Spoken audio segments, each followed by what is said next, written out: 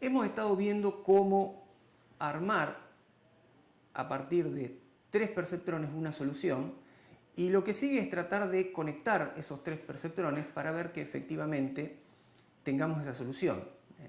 Habíamos posicionado las rectas y, por supuesto, a partir de la posición de las rectas tenemos que encontrar los pesos sinápticos, los valores que le vamos a dar a las conexiones de las neuronas. ¿Se acuerdan que teníamos un perceptrón A que tenía la recta como la que se muestra en la figura? Ese era el primer perceptrón por el que pasaban las entradas, y para ese perceptrón tenemos que definir el valor de los pesos sinápticos. Fíjense que esa recta es una recta con pendiente -1, que cuando x1 se hace 0 vale -1, esto que tenemos acá. Así que cualquier combinación de pesos que nos dé como resultado esa recta va a ser válida. Como ven, acá tenemos muchas combinaciones posibles. Fíjense que acá queremos un -1 adelante. O sea que con cualquier combinación en donde WA0 y WA2 tengan el mismo valor para que dé 1, pero con signo invertido, ya estaríamos satisfaciendo esa petición, ese requerimiento. En el otro caso también basta con que el WA1 y el WA2 tengan el mismo valor, ya es suficiente. Así que podría haber muchas combinaciones de W que dan una recta correcta. Nosotros vamos a tomar una en particular. Fíjense, elegimos WA0 menos 1, WA1 más 1 y WA2 más 2. Por lo tanto, fíjense que cumplimos con que WA0 dividido WA2 me da -1, y también cumplimos con que WA1 dividido WA2 da 1. Por lo tanto, efectivamente logramos la recta que queríamos, y la función de la neurona, recuerden que teníamos la activación o función de activación no lineal, por lo tanto la función completa va a ser la evaluación de la recta que acabamos de construir, y vamos a verificar en qué momento pasa de 0 hacia arriba o hacia abajo. Esa es la zona donde el perceptrón va a tomar una decisión. Así que básicamente lo que va a hacer este perceptrón es sumar las dos entradas, el valor que venga, 1, menos 1, el que sea, y a esa suma le va a agregar 1. Eso es todo lo que va a hacer el perceptrón. Luego va a determinar si eso es mayor que 0 o menor que 0, y si es mayor que 0 va a dar más 1, si es menor que 0 va a dar menos 1. Pasemos al segundo perceptrón, el perceptrón B. Como se imaginarán, vamos a seguir la misma dinámica. Tenemos también una ordenada al origen que nos da una referencia y una pendiente -1.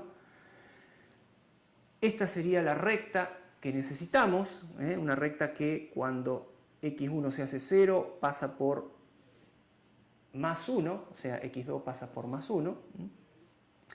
Nuevamente podemos tomar varias combinaciones de WB0, WB1, B2, porque quedan dividiendo y, como en el caso anterior, se simplifican. Entonces fíjense que WB0 dividido WB2 va a dar más 1 como necesitamos, y WB1 dividido WB2 me va a dar acá también el más 1, que queda delante del signo negativo de la ecuación de la recta, ya directamente generando la pendiente que necesitamos. Por lo tanto, de manera muy similar a lo que pasaba con el perceptrón 1, vamos a tener una suma, se suman simplemente x1 y x2, las dos entradas, y ahora se le resta menos 1. Vamos a pasar entonces a tratar de encontrar cuáles serían los pesos para el perceptrón C.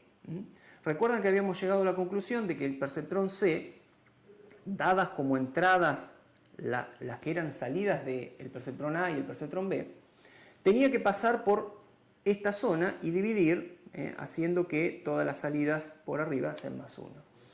Entonces tenemos nuevamente una ordenada al origen y una pendiente que nos ayuda a encontrar la recta. Al igual que antes va a haber varias alternativas para esta recta.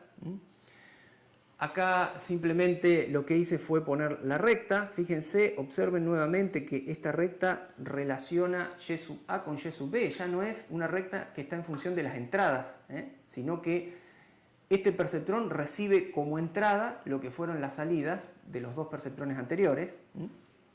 Entonces, una posible combinación para esa recta es estos pesos sinápticos, WC0, WC1, WC2, que como ven satisfacen con la recta que estábamos buscando. Finalmente, observen que ¿qué va a hacer el perceptrón C?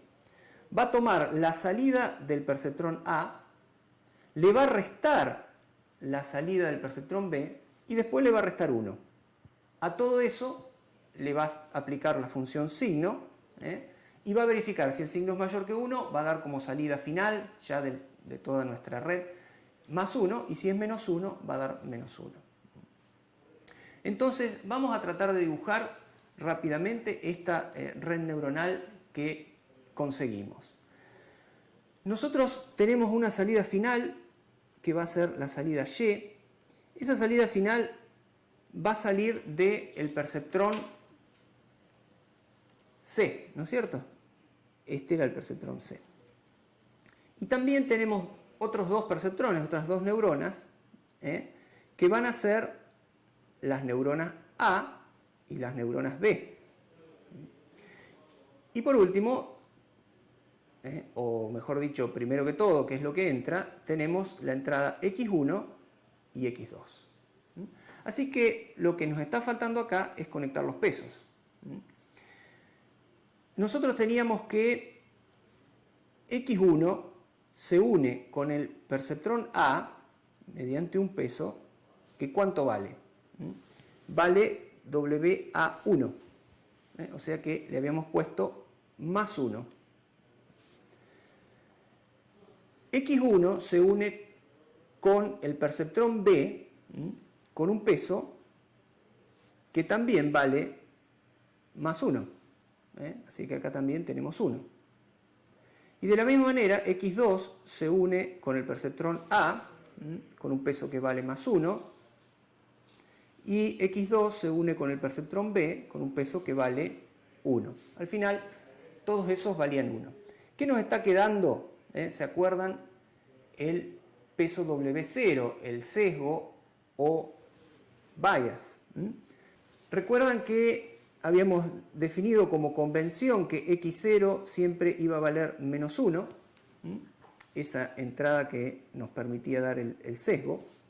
Y acá lo que nos falta conectar es X0 con A, que va a tener un valor menos 1, y X0 con B, que va a tener un valor más 1. Y por último, nos queda conectar también el perceptrón C. Habíamos encontrado que el perceptrón C tenía un peso que valía 1 entre la salida del perceptrón A y la salida del perceptrón y la entrada del perceptrón C. En cambio, en el caso de la salida del perceptrón B, este peso valía menos 1.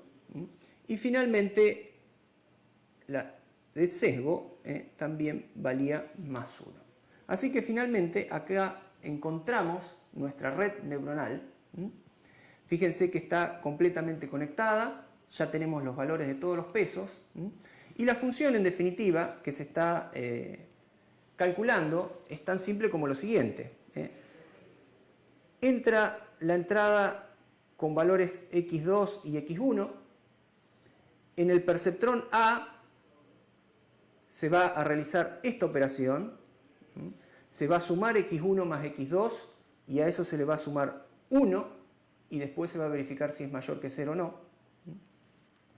El perceptrón B va a hacer algo muy similar, va a sumar X1 y X2 acá, pero le va a restar 1.